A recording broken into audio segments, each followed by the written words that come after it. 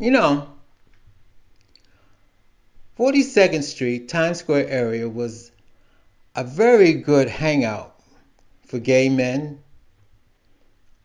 even though it was considered the red light district for New York City. It wasn't a gay area, but it was a sex haven. My name is Eric, and I'm going to tell you my experience 42nd Street, Times Square in the 1970s. Welcome to the craziness that lives inside my head.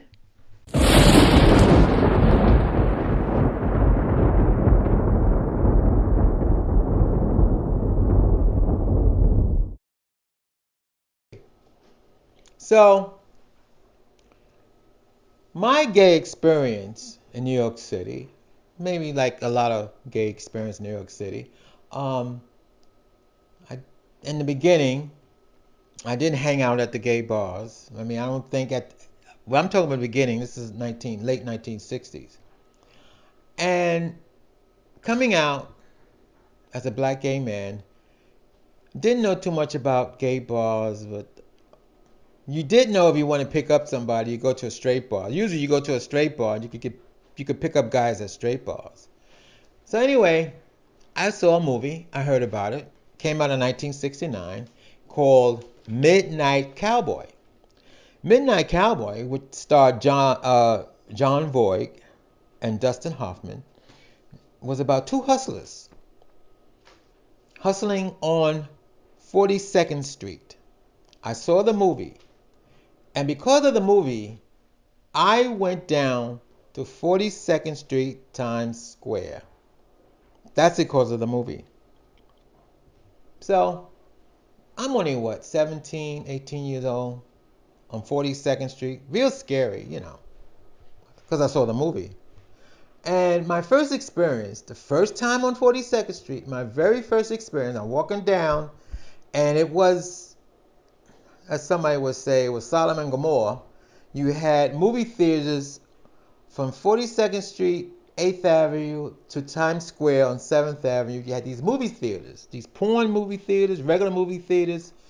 Um, a lot of them were, not all of them were porn. You had one or two porn theaters, but mostly regular movie theaters. $2 now. $2 to get in. These theaters opens 24/7. 24/7 these theaters open. $2 to get in. So anyway, my very first experience, very first time went down there. I'm walking down 42nd Street. I'm looking at all. I'm like a tourist. You know, tourists in New York always staring. I'm staring. I've never been to a place like this. I was from Brooklyn. Brooklyn, and that time, Brooklyn shut down around 8, 9 o'clock. It's dead in Brooklyn. So I wasn't, as a young kid, I wasn't used to having things open 24/7. So I'm walking there, and this guy in the doorway. I mean, in the movie, you see these cowboys dressed like cowboys standing in the doorways on 42nd Street. They're hustlers, male prostitutes. So anyway, they had this big African guy, and you could tell he's from African guy from Africa. And he called me over, and he offered me $50 to suck my dick in his hotel room. I freaked out and ran to the nearest, I should say, hubble hubble because I was fat, to the nearest train station, scared the shit out of me. And that was my very first experience on 42nd Street. Well, you know what happens. You go back. It's like a drug. You go back because I heard so many stories about 42nd Street, what was on there. And it's interesting because in the movie, they had the Penny Arcade. They had Penny Arcade. Someone said it was Playland. In Playland, when you get off the train, it depends on how you get off the train. I think it was the beginning of the train. You get off, you go straight upstairs, you get right into Playland. Playland was Penny Arcade. They had these, well, now they're all digital. These pinball machines all over the place, all kinds. They weren't digital back then. And in the movie, you had these old men, which I am now, picking up these young teenage boys. So I went there, and I don't know if I saw that or not. I mean, you had a lot of young boys, regular young adults, and you did have the old men. Everybody's playing on the machines, And in the movie, one old man, that's how he picked up. I think it was John Boy. He was playing one of those video games, and he was an old man. And that's what the story was. That's what the rumor was when I was going to 42nd Street. Then you had, and my next experience on 42nd Street um, was we went to a porn theater, and the guy I went to the porn theater with was straight. We went to this porn theater, and in that my very first porn theater, I saw The Devil and Miss Jones, with Harry Reams and then the Love Lights. That was my very first porn I ever saw. A gay man, first porn I ever saw was a straight porn. And from there, I went my next experience was what they call the Peep Shows. They had these Peep Shows. They also were bookstores. But on 42nd Street, they had a lot of Peep Shows, and they also sold books.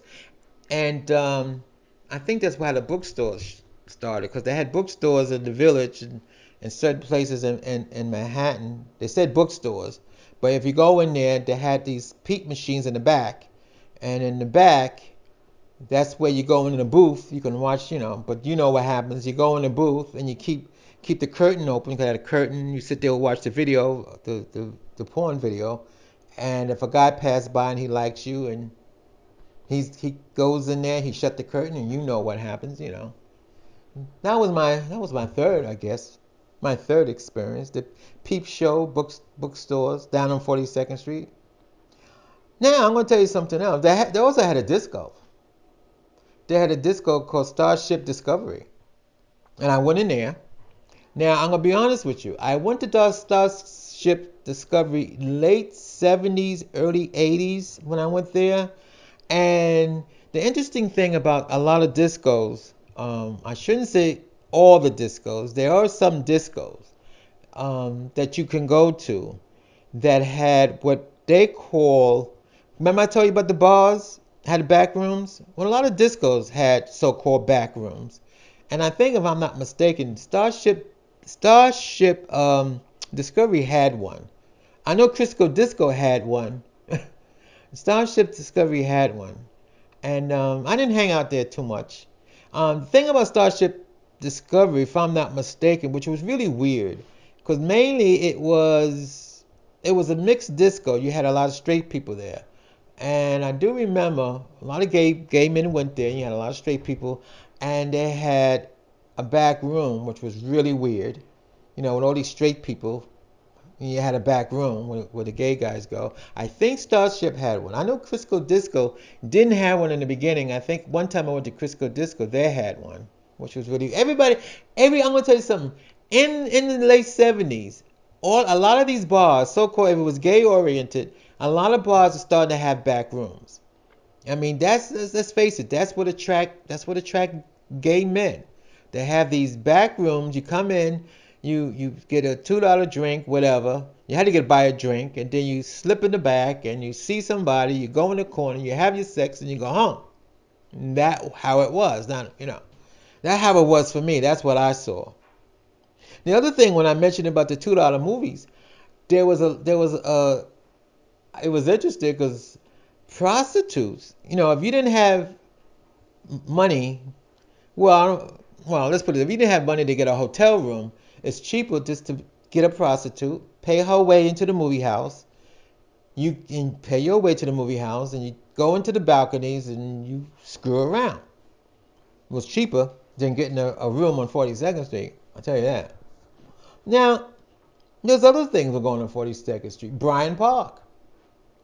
You could go to Bryant Park, which further down, like I think 6th Avenue and 42nd Street, Bryant Park. And sometimes that happened. I had a friend. We was hanging out at Blues. Those who know who Blues was on 41st Street. We was hanging out in Blues, or 43rd Street, whatever. I think it was 43rd Street and 8th Avenue. We hang out in Blues, or 43rd Street and 9th Avenue. Hang out in Blues, and let's say Blues was wasn't, they had a lot of drag queens in Blues, and you had a lot of gay men in Blues, but You could pick somebody up in Blues, which I had a friend that did that. Walk all the way down to 6th Avenue and 42nd Street in Bryant Park. Go into the bushes and have sex. And I'm gonna be honest with you. I had an experience with somebody I used to work with, and he took me down because we didn't work far from 42nd Street in Bryan. 42nd Street and I think 5th Avenue, and between 5th and 6th was the library, the New York City Library. We went there to the library and we had sex behind the library in the bushes in the daytime. In the daytime, having sex in the bushes in the daytime on 42nd Street. Well, there was also, I don't know the name of it. There was also a church on 40. It was on 8th Avenue, either between 42nd and 41st Street on 8th Avenue. I know a lot. Somebody say blasphemy, blasphemy, but let's say midnight, 1 o'clock in the morning. You had guys would sit there. You sit there on the steps. The church has steps, and you know, you see a guy sitting on the steps. They, hoeing around, prostitutes. But I brought up 42nd Street because when Giuliani cleaned up 42nd Street, he cleaned up 42nd Street. I haven't been on 42nd. Last time on 42nd Street had to be 2004, 2005. It was like Disney World. You had these theaters. He cleaned it up. Got rid of the prostitutes, got rid of the slut, the smut. What do they call it? Smut, and cleaned it up. And destroyed 42nd Street. He destroyed it. People say, you're crazy. He cleaned it up. No, he destroyed it. There's one thing about 42nd Street, I'm going to be honest with you. You could get laid walking up and down 42nd Street. You're going to find somebody to get laid. And like I said, you find somebody. And then they had bars on 42nd Street.